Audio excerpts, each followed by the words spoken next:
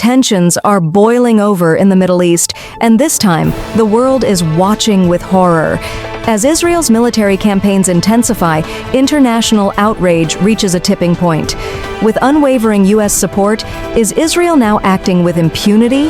Attacks on diplomats, civilian casualties, and defiant military operations. Has the IDF become uncontrollable? Tonight we ask, has Israel been given a license to kill? And what happens when the global powers say, enough? Israel's military dominance has long been fueled by billions in U.S. aid, cutting-edge weapons, and diplomatic shields at the UN. But this blank check of support is now being scrutinized.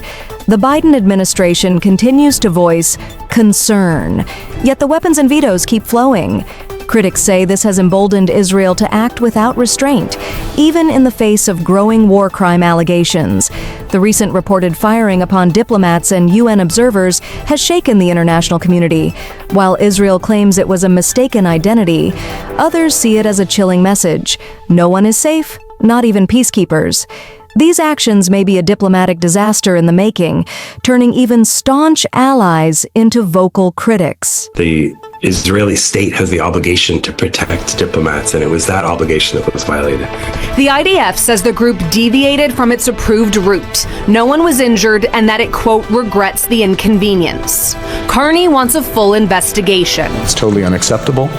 It's some of many things that are totally unacceptable that's going on in the region. I'm not sure what was unacceptable.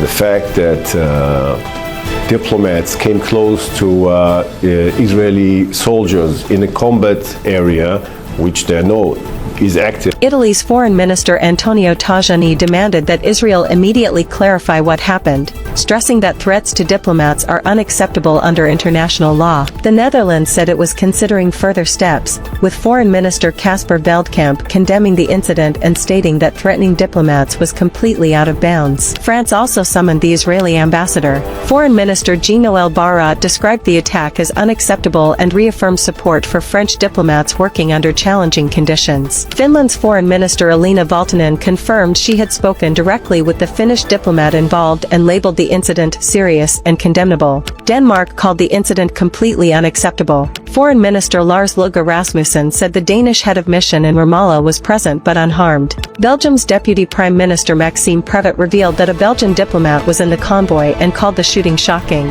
He demanded a convincing explanation from Israel. Norway's Foreign Minister Espen Barth Eide said the incident was a clear violation of international law and condemned it as deeply unacceptable. Portugal's Ministry of Foreign Affairs expressed solidarity with its ambassador, who was also in the delegation, and announced it would take appropriate diplomatic steps. Germany issued a strong condemnation through its Federal Foreign Office, stating the fire was unprovoked and emphasized the importance of diplomatic missions working freely. Slovenia joined other EU members in condemning the gunfire. Its foreign ministry called it a violation of the Vienna Convention and demanded full accountability. Jordan's Ministry of Foreign Affairs labeled the shooting a crime and a clear breach of diplomatic norms and international law, including the 1961 Vienna Convention. Qatar called the incident a violation of international conventions and held Israeli forces responsible for endangering foreign diplomats in an already volatile region. Turkey condemned the shooting in the strongest terms, calling it part of a wider pattern of Israel's disregard for diplomatic protections and human rights. Egypt demanded urgent clarification and said the attack violated all established diplomatic norms. Uruguay summoned the Israeli ambassador in Montevideo and urged the Israeli government to ensure the safety of diplomatic personnel. Mexico disputed Israel's justification, noting there was no record of the delegation entering a restricted area or being warned in advance. It accused Israel of violating the Vienna Convention.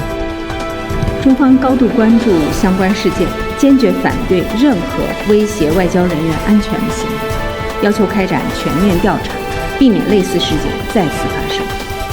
China has officially condemned Israeli aggression, calling for immediate international intervention.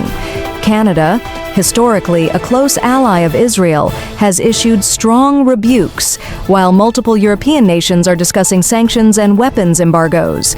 The tide of opinion is turning, and global patience is running thin. Analysts warn that Israel's powerful military, particularly the Israel Defense Forces, IDF, may be acting with increasing autonomy. The repeated strikes in heavily civilian zones, despite international warnings, suggest either a strategic gamble or complete disregard for global norms. Could the world be looking at a rogue force, protected by political alliances, but untethered from accountability? Gaza continues to suffer from relentless airstrikes, blockades, and dwindling humanitarian aid. Hospitals are overwhelmed, children are buried in rubble, and the UN reports that Gaza may soon become unlivable. Yet, Israel insists this is a necessary security operation. Where is the red line, and has it already been crossed? Even longtime allies are beginning to voice discomfort. Public sentiment in Europe, Canada, and even segments of U.S. society is shifting.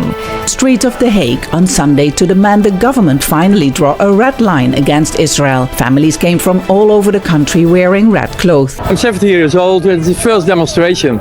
It's important enough. Protests across Western capitals, resolutions in parliaments, and calls for war crime investigations all point to one thing: Israel's military strategy is alienating the world. Will the pressure be enough to rein in the IDF, or is a larger geopolitical clash on the horizon? This is no longer about border skirmishes or territorial disputes. It's about diplomatic norms, civilian safety, and global accountability. With full U.S. backing, Israel may believe it can act with impunity. But with China, Canada, and Europe closing ranks against its actions, the stakes have never been higher. If the world fails to act now, how many more lines will be crossed before war becomes the only language left? This isn't just about Israel and Gaza anymore. It's about global credibility, human rights, and the future of international law. The world is watching, and silence is complicity.